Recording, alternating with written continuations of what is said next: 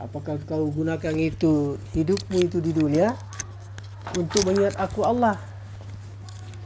Apa cuma hidupmu cuma untuk dunia saja? Jadi inilah nanti yang dipertanggungjawabkan di sana. Jadi kita memang dikasih umur hidup oleh Allah di dunia ini untuk mengingat Allah kapan dan di mana saja. Mengingat Allah itu banyak caranya. Pertama, mengakui kesalahan kepada Allah. Padang pang nak torik puangnya, padang pang nak puang. Ada dosa aku begini, ampuni saya ya Allah. Kalau bahasa Arabnya astagfirullah, seperti itu misalnya.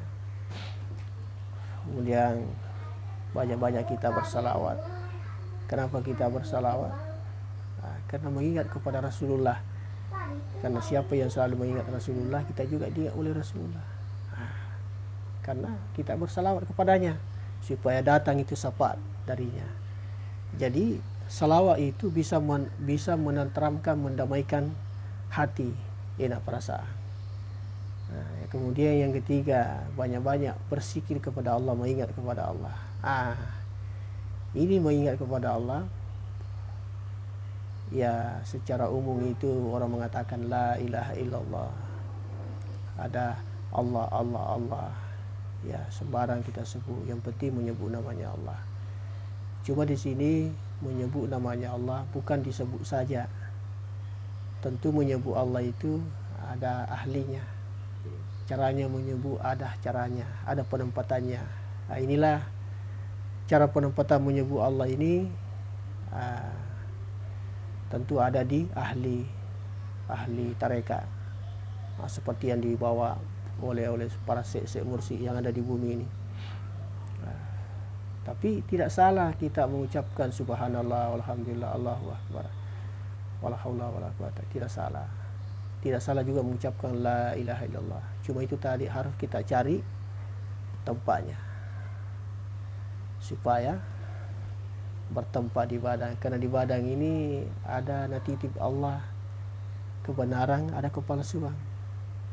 Kebenaran itu itulah yang selalu ingin berbuat baik, namun selalu tertindih oleh kepalsuan.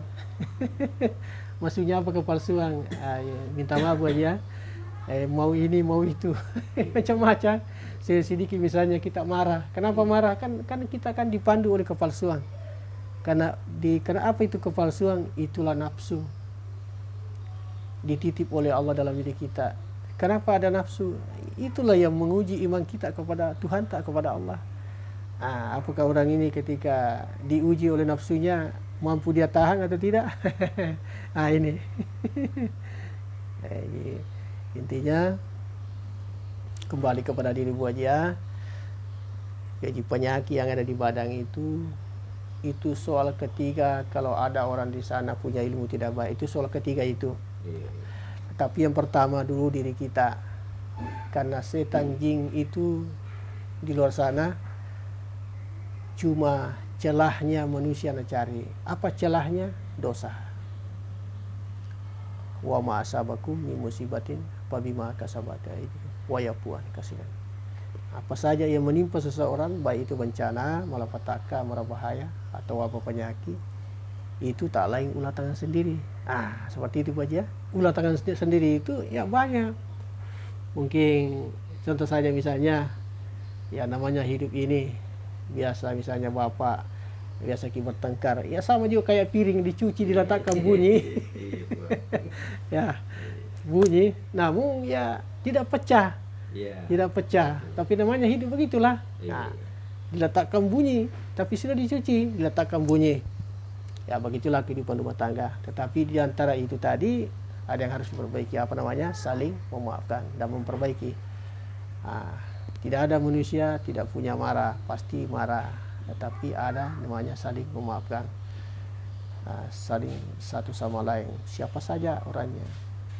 Kemudian itu misalnya dosa pertama, dosa kepada kedua orang tua, itulah menjadi tempat setan di Badang. Termasuk tadi dosa kepada suami atau suami berdosa kepada istri, misalnya sebaliknya, dan berdosa kepada termasuk anak.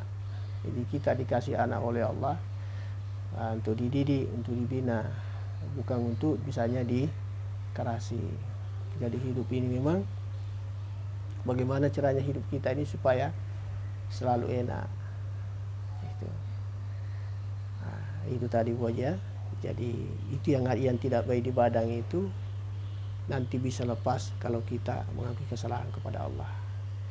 Seperti itu Bu. Jadi nanti kalau saya tuntut nanti berdoa diikuti saya Bu. Jadi ya supaya lepas itu. Insya Allah. Dia jenek tak wudhu tak ada. Kalau ada gini jangan kalau tidak pernah batal. Oh, yang menjenek ya.